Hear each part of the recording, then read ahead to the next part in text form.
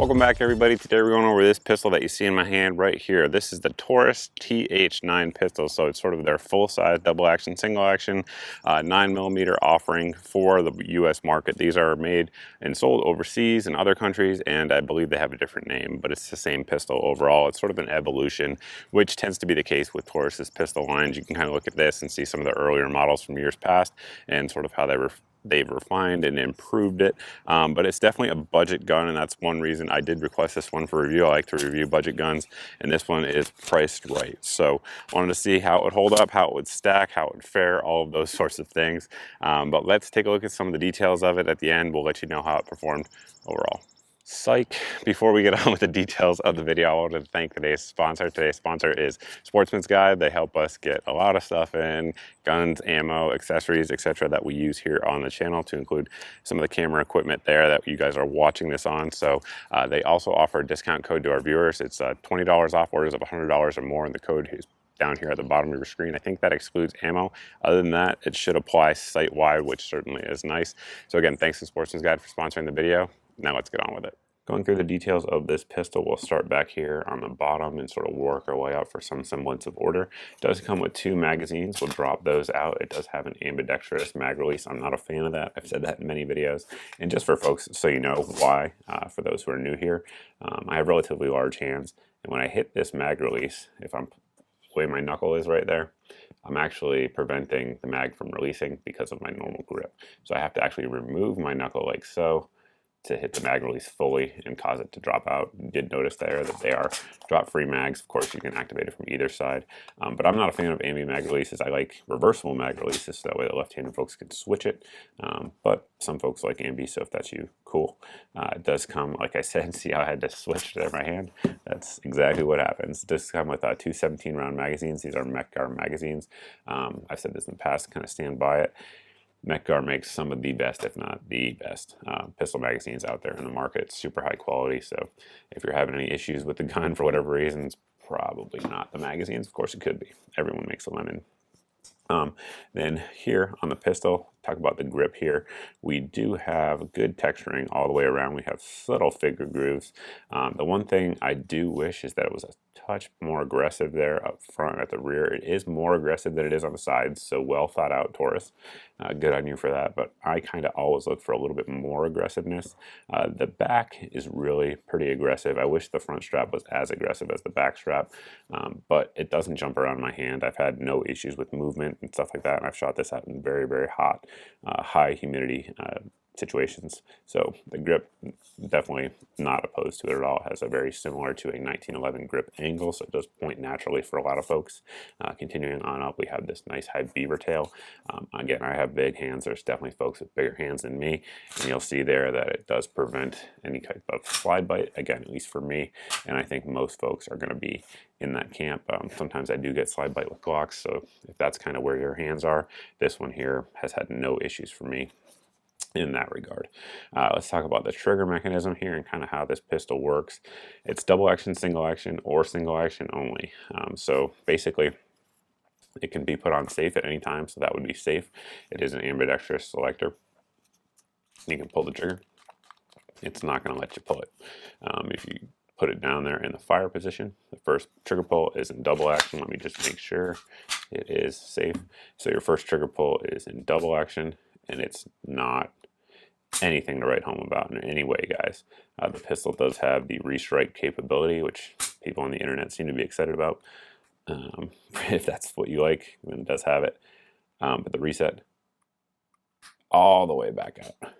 Long, creepy pull, not smooth at all. Breaks right at 11 pounds on my scale. So the double action trigger, not great, but it does provide, of course, a degree of safety for inexperienced shooters who might get a little jumpy on the trigger in critical situation. The single action trigger, on the other hand, is actually pretty nice. So you'll see we have this slop right here, and then you have your wall. A little bit of sponginess, and it breaks right at 6 pounds. It's definitely not going to compete with like a Walther PPQ or an HK-VP9 or whatever the case may be in terms of a great trigger, but it's fairly easy to get hits with. It does have a reset that you guys just saw there. It's noticeable, and it's definitely not something that's going to hinder your accuracy, in my opinion. Continuing forward, we do continue again with the ambidextrous theme. We do have an ambidextrous slide lock and slide release. So we can pull back here on the slide, press up. Oops, if I could actually do it. See, I'm not left-handed. On the slide lock, it will lock it back. And then, of course, we can release it on either side. That will put you in single action mode. Again, you can just decock to go into double action only. Or if you want, you can cock it. And again, your trigger's dead until you take that safety off. And you're in single action only. Disassembling the pistol is pretty straightforward. You're just going to, of course, hit our magazine release, remove our magazine, push up here on the slide lock. We're going to make sure that the pistol is unloaded, verify there is no round in the chamber, and of course, no magazine, as you guys can see there. Let the slide go home. At this point, we're going to pull back slightly under approximately 1/4 to 1/2 inch, pull down on these two tabs here, and the slide will come right off. You can see our guide rod and spring, and our barrel. Obviously, it's a basic Browning action. There's nothing too fancy going on in there, but you guys can see the wear marks on the barrel. It is starting to show some wear for sure, but very easy to maintain, disassemble, all of that sort of stuff. So nothing really to complain about there. Reassembly, of course, is the exact opposite. We're going to make sure the slide goes over these metal tabs right here, like so. There you go. And lock it to the rear, and should be good to go. The pistol has an average size trigger guard. It's really not huge, it's not small, it's pretty average amongst polymer frame pistols. One thing I do wish is that they could relieve this a little bit and get a little bit higher up on the cut. That certainly would be nice. We have 1913 rails out front, so if you want to add lights, lasers, etc., anything like that, you can feel free to do so. We do have the serial number metal plate that's molded into the grip itself.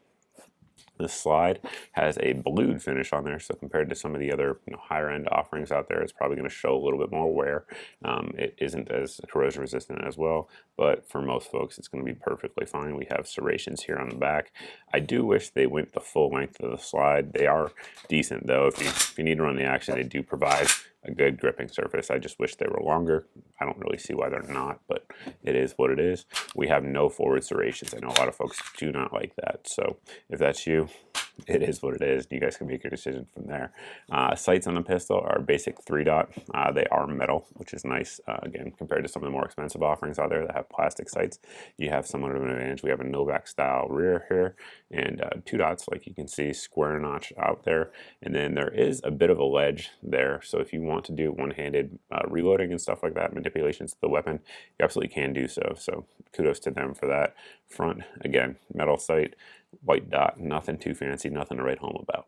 I would imagine some of you guys have never seen a TH9 in person, so just to give you a comparison's sake with something that's very similar in size, M&P 2.0, this is their standard 4.25 inch barrel version. It's an excellent pistol, very, very common, and you guys can see it's pretty darn similar in size. The width, the length, is pretty much spot on. So if you have shot the M&P and you like that size pistol, size and weight wise, the Taurus is going to be right there with it.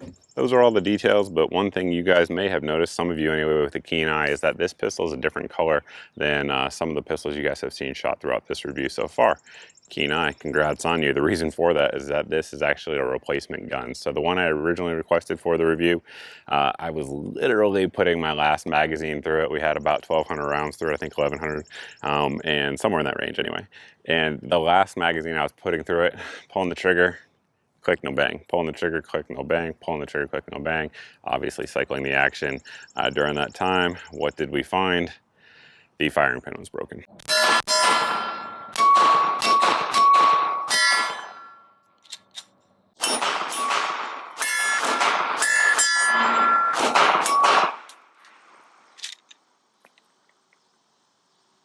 That's not good.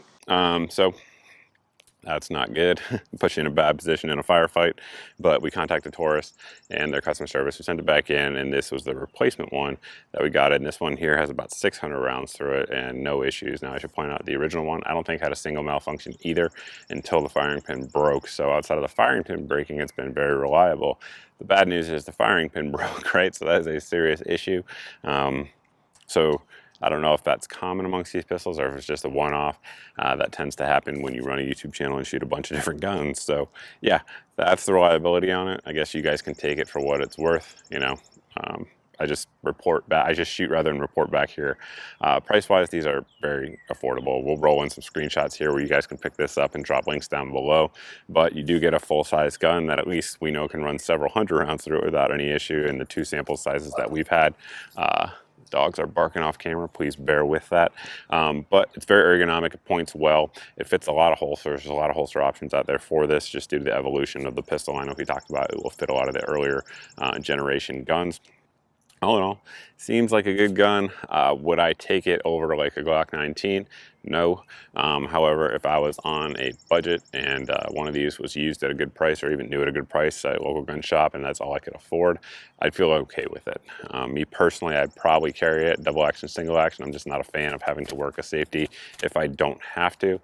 The double action trigger pro is not great like we talked about, but it's usable for me. I didn't have any issues getting hits with it. Of course, I wasn't under life-threatening stress either, so something you have to weigh there. But yeah, that's pretty much it, guys. If you have any questions about the pistol, anything like that, let us know down below in the comments section. Look forward to it. If you actually have a question or a message that you need answered, for sure, shoot me a message over at Facebook. I answer all the ones I get over there. Sometimes it takes me a few days, but I do get to them. It's that I do not see them on YouTube, Full 30, or elsewhere that I post videos. If you guys are watching the YouTube channel and you're not seeing 2 to 3 videos a week at least coming up in your feed, make sure you sign up for my email list. I send out 1 email a week, it's not spammy, with all the videos of the week. So that way, if you're not seeing them in your subscription feed for whatever reason, because YouTube does that these days, you will at least see them there in your email. If you like what you saw and you're not subscribed, hit the subscribe button. That's pretty much it. That's my sales pitch. We'll end the video there. Thank you very much for watching, guys. Thank you for subscribing. Look forward to seeing all of you in the next video.